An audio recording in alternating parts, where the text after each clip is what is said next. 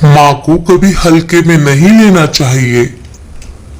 एक रोटी खाकर नैना देवी जी ने जैसे ही रोटी के डिब्बे में से दूसरी रोटी उठाने के लिए हाथ बढ़ाया तो बहू दीपा आंखों को बड़ी करके बोली, शर्म कर शर्म। यह सुनते ही नैना देवी जी अपना हाथ पीछे कर लेती हैं और एक रोटी खाकर ही उठ जाती हैं। नैना देवी की बहू उनके साथ कितने ही दिन से ऐसा व्यवहार कर रही थी। उनको थाली में एक रोटी रख कर देती थी, रोटी का डिब्बा उनके पास ही रख देती थी और नैना देवी जी के पास ही बैठ जाती थी। जैसे ही नैना देवी जी दूसरी रोटी उठाने के लिए हाथ बढ़ाती थी तो दीपा उनको कहती थी, शर्म कर शर्म। देखने वाले तो यही देखते कि बहू ने तो रोटी का डिब्बा भी सास के पास रखा हुआ है, जबकि बहू सास को दूसरी रोटी खाने नहीं देती थी। नैना देवी जी मन महसूस कर वहां से उठकर अपने कमरे में आ जाती हैं।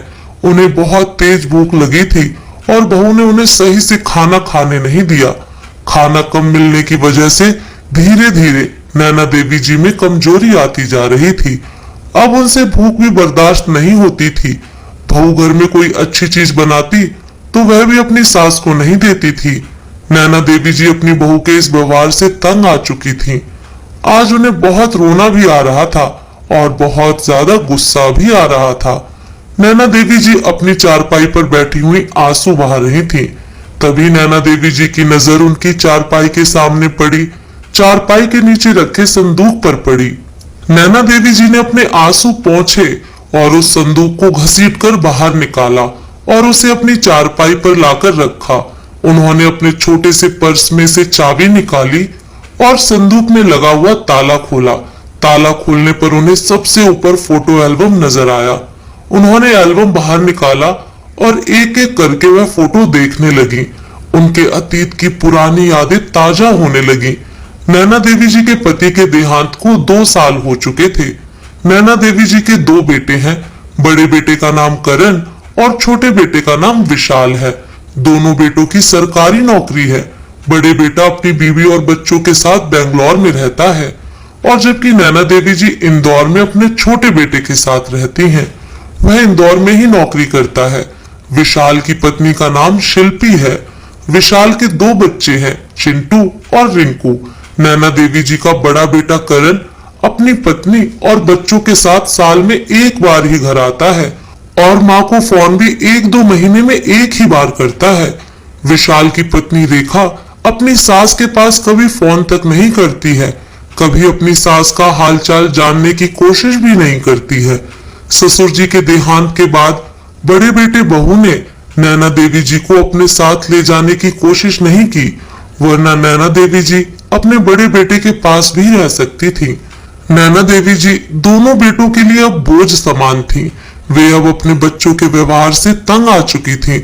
नैना देवी जी के पति गोविंद जी की इतनी कमाई नहीं थी। नैना देवी जी ने कुशल गृहिणी बनकर तिनका तिनका जोड़कर यह घर बनाया था।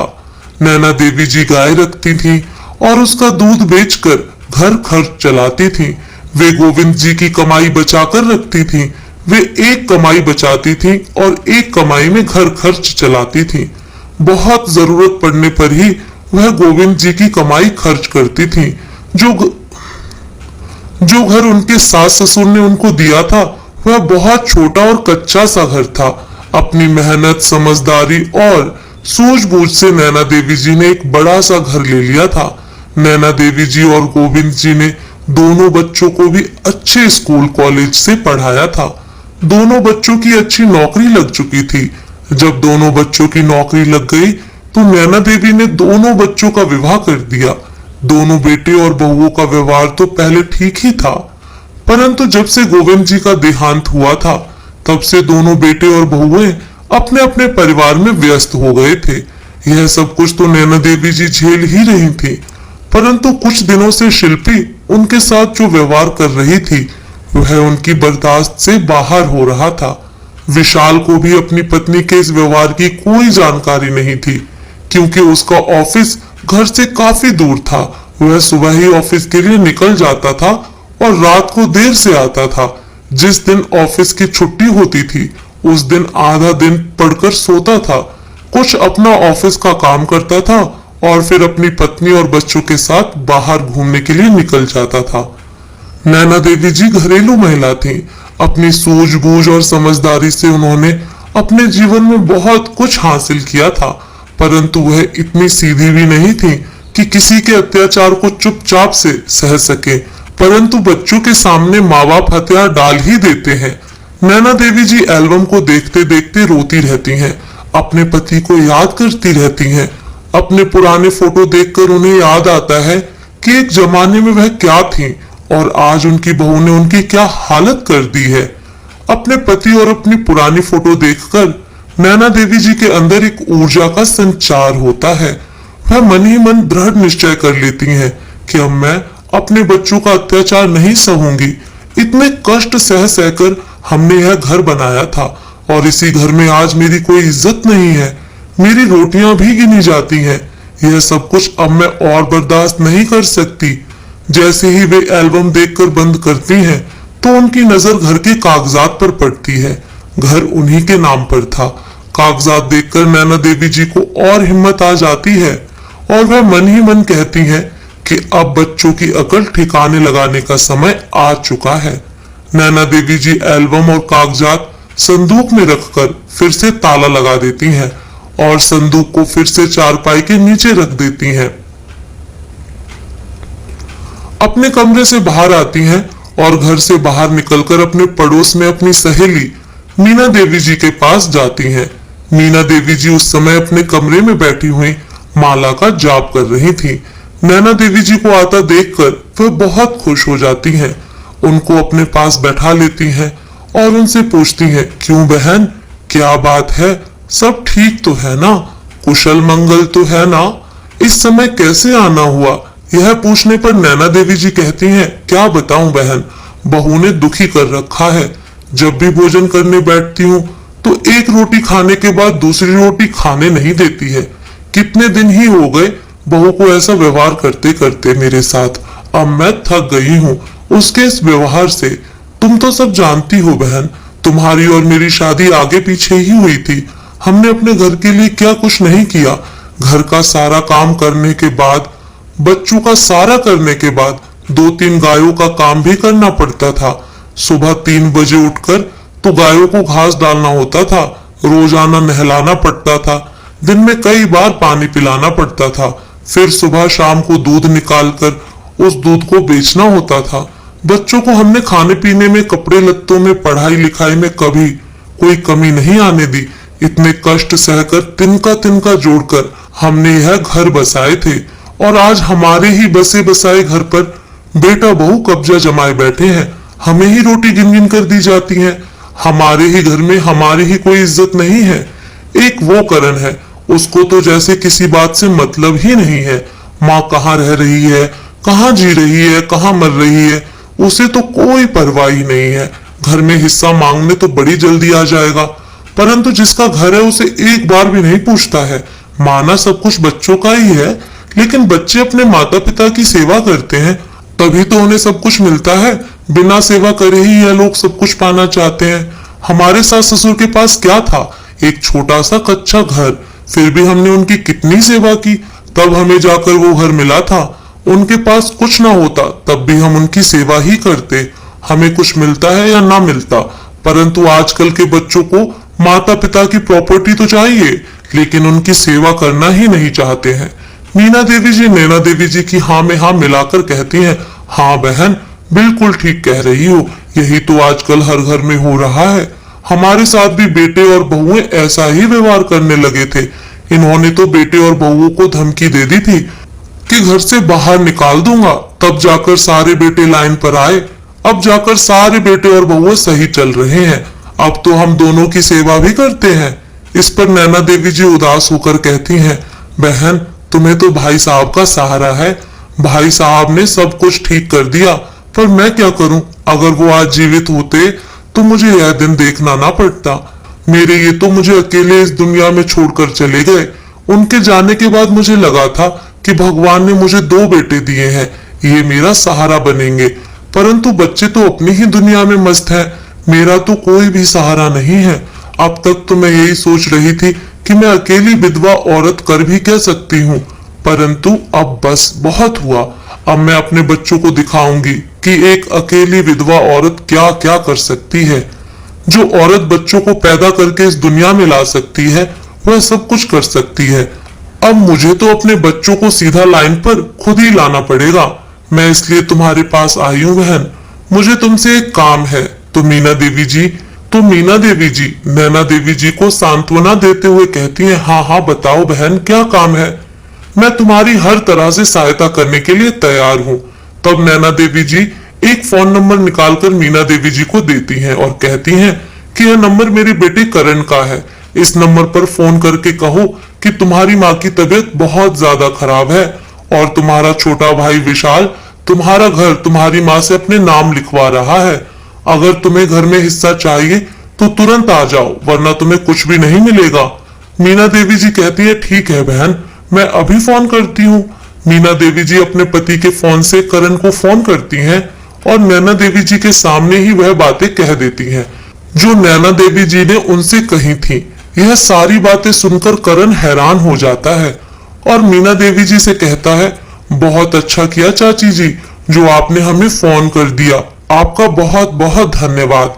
मैं अपनी पत्नी और बच्चों सहित अभी निकलने की तैयारी करता हूँ। यह सुनकर मीना देवी जी फोन काट देती हैं और नैना देवी जी को बताती हैं कि वह सुबह तक पहुंच जाएगा। यह सुनकर नैना देवी जी मन ही मन में आगे का प्लान तैयार करती हैं और मीना देवी जी का धन्यवाद करके अपने घर वापस आ जाती हैं। घर आकर मीना देवी जी अपने बिस्तर पर लेट जाती हैं और सुबह होने का इंतजार करने लगती हैं। गहराई में सोचते सोचते आंखों ही आंखों में कब रात गुजर जाती है उन्हें पता ही नहीं चलता है। सुबह सवेरे उठते ही नैना देवी जी स्नान करती हैं, पूजा पाठ करती हैं और फिर किचन में जाती हैं। अपने लिए चाय बनाकर लाती हैं, आराम से चाय पीती हैं और चाय पीने के बाद किचन में ताला डाल देती हैं। बड़े बेटे करण के कमरे में भी नैना देवी जी ताला डाल देती हैं। विशाल और शिल्पी अभी तक सो रहे थे। रविवार का दिन था, बच्चों की स्कूल की छुट्टी थी और विशाल के ऑफिस की भी छुट्टी थी, इसीलिए सब आराम से सो रहे थे। नैना देवी जी सबके उठने का इंतजार कर रही थी। कुछ समय बाद शिल्पी जाग जाती है। शौचालय में जाने के बाद हाथ मुंह धोती है और जैसे ही वह किचन में चाय बनाने के लिए जाती है और किचन खोलने की कोशिश करती है तो देखती है किचन में ताला है। यह देखकर शिल्पी के होश उड़ जाते हैं। गुस्से में तमतमाकर बोलती है, यह किचन में ताला किसने डाला है? नैना देवी जी आराम से बैठी हुई होती हैं। जब कई बार पूछ लेती है तो नैना देवी जी बड़े आराम से कहती हैं, किचन में यह ताला मैंने डाला है। तो शिल्पी चिल्लाकर कहती है, तुम्हारी हिम्मत कैसे हुई किचन में ताला डालने की? यह सुनते ही नैना देवी जी क्रोधित हो जाती हैं और तेजी से उठकर आती हैं, शिल्पी को 2 थप्पड़ खींचकर मारती हैं। शिल्पी जमीन पर गिर जाती है।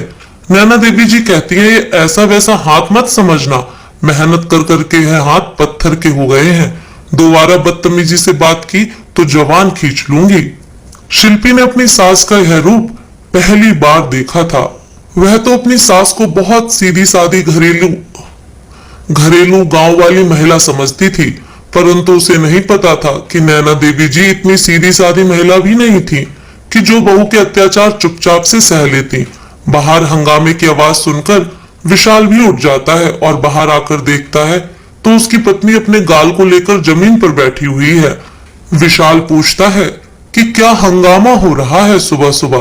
तो नैना देवी जी उत्तर देती हैं, तू तो घर में रहकर भी ऐसा है कि जैसे हो ही ना। तेरी पत्नी मेरे साथ कैसा व्यवहार करती है यह तो तुझे पता नहीं है। जब तूने ही कुछ नहीं किया तो अब मैं खुद ही इसे ठीक कर दूंगी। लेकिन माँ, हुआ क्या है यह भी तो बताओ मुझे। विशाल हैरान होकर पूछता है। तो नैना देवी जी कहती हैं कि पूछ अपनी पत्नी से कि मुझे एक रोटी से दूसरी रोटी खाने नहीं देती है। अगर मैं एक रोटी खाकर रोटी के डिब्बे में से दूसरी रोटी उठाने की कोशिश करती हूँ तो मुझे कहती है, शर्म कर शर्म। बहुत दिन हो गए इसको मेरे साथ ऐसा ही बर्ताव करते करते। घर में कोई भी अच्छी चीज बनाती है तो वह मुझे देती नहीं है। मेरे ही घर में मेरी रोटियां गिनी जाती हैं। अब मैं यह सब कुछ और सहन नहीं कर सकती हूँ। यह घर मैंने और तुम्हारे पापा ने मिलकर बनाया था। इस घर पर तुम्हारा कोई अधिकार नहीं है। यह रसोई भी जिस पर तेरी पत्नी अधिकार जमाती है, यह रसोई भी मैंने ही बनाई है। इसमें सारा सामान भी मेरा है। अपनी माँ के मुंह से यह सब बातें सुनकर विशाल की आंखें खुली की खुली रह जाती हैं। उसने कभी सपने में भी नहीं सोचा था कि उसकी पत्नी उसकी माँ के साथ ऐसा व्यवहार करती है। वह तो बस अपने काम में व्यस्त रहता था। विशाल गुस्से में शिल्पी से पूछता है, शिल्पी क्या माँ सच कह रही है? शिल्पी के मुंह से कुछ भी आवाज नहीं निकलती है, वह सिर झुकाए बैठी रहती है। विशाल समझ जाता है कि माँ सच कह रही है। विशाल को इतना गुस्सा आता है कि वह शिल्पी को बहुत जोर से झकझोर देता है और 2 थप्पड़ खींच कर मारता है। अभी यह सब कुछ चल ही रहा होता है कि तभी डोरबेल बजने की आवाज आती है। डोरबेल बजती रहती है तो विशाल अपने गुस्से को शांत करके दरवाजा खोलता है तो सुबह सुबह अपने बड़े भाई भाभी और बच्चों को देखकर हैरान रह जाता है। अरे भैया, आप सुबह सुबह, सब कुछ कुशल मंगल तो है, आपने अपने आने के बारे में बताया भी नहीं। इस पर करण कहता है, तूने भी तो हमसे बहुत कुछ छुपा रखा है, तो हम तुझे कुछ क्यों बताएं? और यह कहकर करण अपनी पत्नी और बच्चों के साथ अंदर आ जाता है। शिल्पी अपने जेठ जेठानी को देखकर हड़बड़ाकर खड़ी हो जाती है। जैसे ही करण और रेखा अंदर आते हैं तो सामने नैना देवी जी को सही सलामत पाते हैं तो हैरान रह जाते हैं। अरे माँ, आप तो बिल्कुल ठीक हैं, हमें तो कुछ और ही पता चला था। इस पर नैना देवी जी कहती हैं, हाँ, तू तो मेरे मरने के इंतजार में है ही। तुझे लगा कि तेरी माँ अब मरने वाली है तो चलो घर का बंटवारा करके अपना हिस्सा ले लो। वैसे तो तुझे माँ की याद कभी आती नहीं है, अब हिस्सा लेने की बारी आई तो तू बड़ी जल्दी आ गया। करण शर्मिंदा हो जाता है और कहता है, नहीं माँ, ऐसी कोई बात नहीं है। तो इस पर नैना देवी जी कहती हैं, यह बात नहीं है तो और कैसी बात है? तुझे मीना से फोन मैंने ही कराया था। तू और तेरी पत्नी कभी मेरा हालचाल पूछते हैं कि माँ कहाँ जी रही है, कहाँ मर रही है? मैंने आज तुझे यहाँ इसलिए बुलाया है कि मैं तुम दोनों को बता सकूं कि मैं इस घर का क्या करने वाली हूँ। करण और रेखा की नजर रसोई और अपने कमरे पर पड़ती है जिसमें ताला डाला हुआ था। वह दोनों कुछ समझ पाते इतने में नैना देवी जी कहती हैं, तुम दोनों को मैंने कितने कष्ट सहकर पाला है, कभी तुम्हें किसी चीज की कमी नहीं आने दी, और आज तुम दोनों के लिए एक माँ की 2 रोटी भी भारी पड़ रही हैं। जब तुम जैसी नालायक औलाद माँ को 2 रोटी नहीं दे सकती तो मैं तुम्हें अपना घर कैसे दे दूं? जितना हमने तुम दोनों के लिए किया है ना, उतना जब तुम अपने बच्चों के लिए करोगे और वह तुम्हें 2 रोटी भी नहीं देंगे, तब तुम्हें एहसास होगा कि हमने अपनी माँ के साथ क्या किया था। आज मैं अपने पूरे होशो हवास में यह ऐलान करती हूँ कि मैं आज से वृद्धाश्रम में जाकर रहूंगी और यह घर भी मैं वृद्धाश्रम के नाम कर दूंगी। यह सुनते ही दोनों बेटे और बहुओं के होश उड़ जाते हैं। दोनों बेटे एक साथ कहते हैं, माँ ऐसा मत करो, हम तुम्हारे बच्चे हैं, हम कहाँ जाएंगे? हमसे बहुत बड़ी गलती हुई है, हम अपनी गलती पर बहुत शर्मिंदा हैं। आज से हम आपको किसी भी चीज में कोई कमी परेशानी नहीं आने देंगे। दोनों बहुएं भी नैना देवी जी के पैरों में गिर जाती हैं। माँ, हमें माफ कर दीजिए, पर ऐसा मत कीजिए। इस पर नैना देवी जी कहती हैं कि मेरी एक शर्त है, वह तुम दोनों को माननी पड़ेगी। अगर तुमने मेरी वह शर्त मान ली तब मैं यह घर तुम दोनों को दूंगी, नहीं तो मैं यह घर वृद्धाश्रम के नाम कर दूंगी। तो बेटे पूछते हैं कि माँ, क्या शर्त है आपकी? तो नैना देवी जी कहती हैं, मेरी पहली शर्त यह है कि तुम दोनों मुझे महीने में खर्चा दोगे, और दूसरी शर्त यह है कि तुम लोगों को मेरी हर बात माननी पड़ेगी।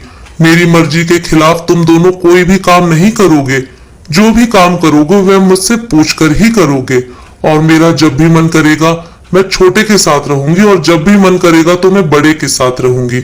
और तुम्हारी पत्नियों को मुझे इज्जत देनी होगी और मेरे साथ अच्छा व्यवहार करना होगा। अगर मेरी यह शर्त तुम सबको मंजूर है तो ठीक है, नहीं तो मैं आज ही वृद्धाश्रम चली जाऊंगी। दोनों बेटे और बहू एक ही सुर में कहते हैं, हाँ माँ, हमें आपकी हर शर्त मंजूर है।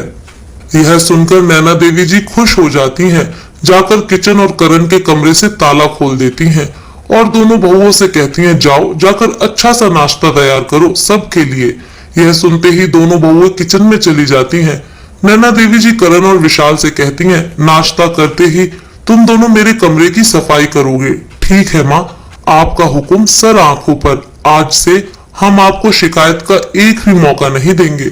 दोनों माँ को एक साथ कहते हैं और अपनी माँ के पास बैठकर माँ को अपनी बाहों में भर लेते हैं। यह देखकर नैना देवी जी भावुक हो जाती हैं और उन्हें अपने वे दो छोटे नन्हे नन्हे बच्चे याद आ जाते हैं। नैना देवी जी दोनों बेटों को अपनी बाहों में भर लेती हैं और रोने लगती हैं। माँ को रोता हुआ देखकर दोनों बेटे भी रोने लगते हैं और कहते हैं, मत रो माँ, हमसे बहुत बड़ी भूल हुई। हम सब कुछ भूल गए थे कि तुमने हमारे लिए कितने कष्ट सहे हैं। हमें नादान बच्चे समझकर माफ कर दो माँ। नैना देवी जी रोते हुए कहती हैं कि एक माँ अपने बच्चों से कभी नफरत नहीं कर सकती, चाहे बच्चे कैसे भी हों। तुम दोनों को सीधी राह पर लाने के लिए ही मैंने ये सब कुछ किया है। अगर तुम मेरा दिल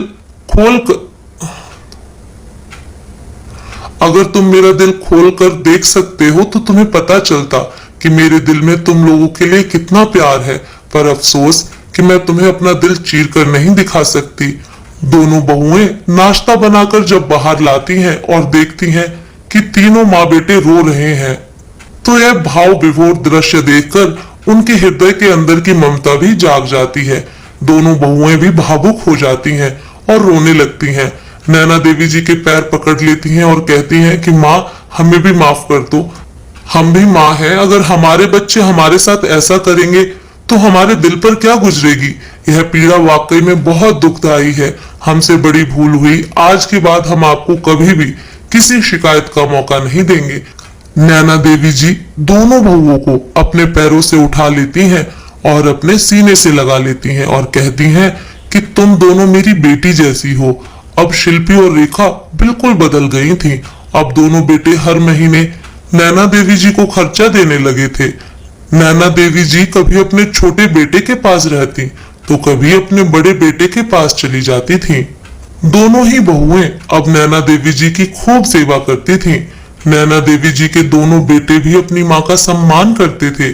अपनी माँ से पूछे बिना एक भी काम नहीं करते थे। नैना देवी जी ने अपनी सूझबूझ और समझदारी से काम लेते हुए अपने परिवार को एक कर लिया था और अपने घर की समस्या को, अगर सभी बच्चे अपने माता पिता को प्यार व सम्मान दें तो माता पिता को बुढ़ापे में कभी भी कष्ट नहीं उठाने पड़ेंगे। तो दोस्तों, आपको ये कहानी कैसी लगी कमेंट करके जरूर बताएं।